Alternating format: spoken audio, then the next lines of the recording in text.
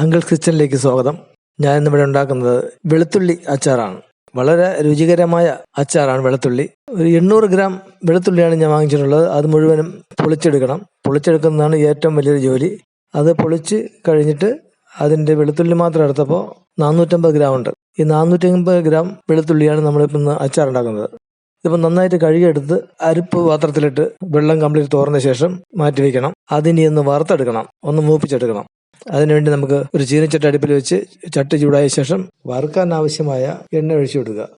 Sunflower ഓയിലാണ് ഞാൻ ഇവിടെ ഉപയോഗിച്ചിട്ടുള്ളത്. എണ്ണ തിളച്ചിട്ടുണ്ട്. ഇനി അതിലേക്ക് നമുക്ക് വെളുത്തുള്ളി ഇട്ട് കൊടുക്കാം. ഇനി അത് നന്നായി ഒന്ന് മൂത്ത് വരുന്നത് വരെ ഇളക്കിക്കൊണ്ടിരിക്കുക. അടിയിൽ പിടിക്കരുത്, ഇത് കരിഞ്ഞു പോകരുത്. കരിഞ്ഞാൽ അത് ഒരു കയ്പ്പ് വരും. അതുകൊണ്ട് എല്ലാം ഒരേപോലെ മൂത്ത് വരണം. അതുവരെ നമ്മൾ ഇളക്കിക്കൊണ്ടേയിരിക്കണം. അതിലേക്ക് ആവശ്യമുള്ള ഉപ്പിട്ട് കൊടുക്കുക. ഇത് പെട്ടെന്ന് മൂത്ത് കിട്ടും. ഇതിപ്പം നമ്മുടെ വെളുത്തുള്ളി ഏകദേശം മൂത്ത് പരുവായി വരുന്നുണ്ട്.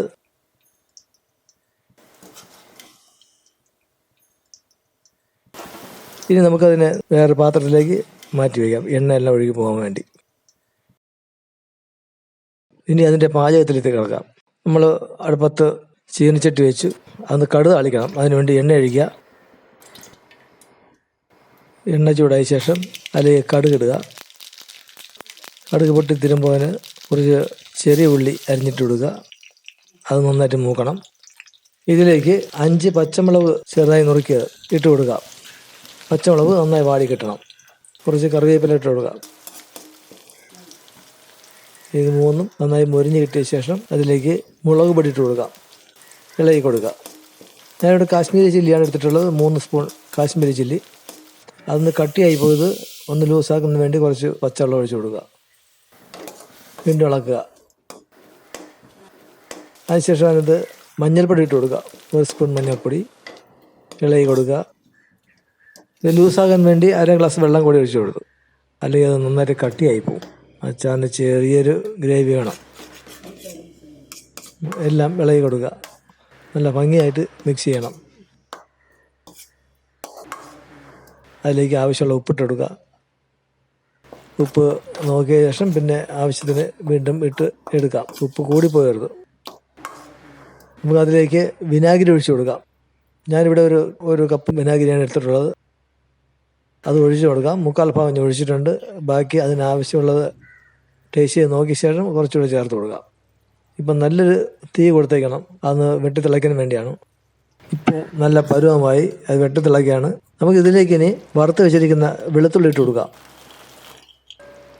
അതിനുശേഷം അത് നന്നായി മിക്സ് ചെയ്യുക.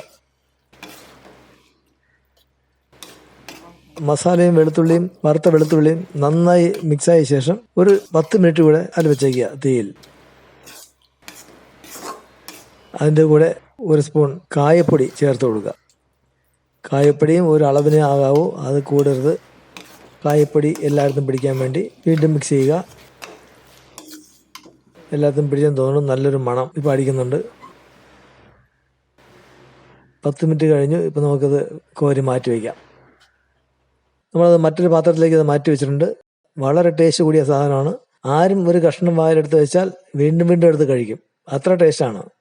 ചോറ് കഴിക്കാൻ ഇത് മാത്രം മതി. വേറൊരു കറി അന്വേഷിച്ച് നടക്കണ്ട. ഈ വീഡിയോ നിങ്ങൾക്ക് ഇഷ്ടപ്പെട്ടിട്ടുണ്ടെങ്കിൽ ലൈക്ക് ചെയ്യുക, ഷെയർ ചെയ്യുക, സബ്സ്ക്രൈബ് ചെയ്യുക.